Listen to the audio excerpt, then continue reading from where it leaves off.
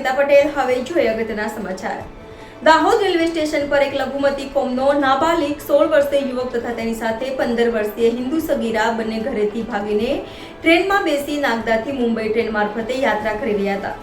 ત્યારે train Dahod railway station ખાતે આવી પહોંચતા જેટીટી આ બંને નાબાલિગ પાસેથી ટિકિટની માંગણી કરતા તેઓની પાસે ટિકિટ ન મળતા ટીટીએ બંને રેલવે પોલીસ મથકે લાવી તેઓની સઘન પૂછપરછ કરતા બંને પોતપોતાના ઘરેથી ભાગી જઈ મુંબઈ જતા હોવાનું જણાવતા આ મામલે રેલવે પોલીસે તેઓના વાલી વારસાનો સંપર્ક કરી તેઓને તેઓના વાલી વારસાને સુપરત કરવાની કાર્યવાહી હાથ ધરી છે।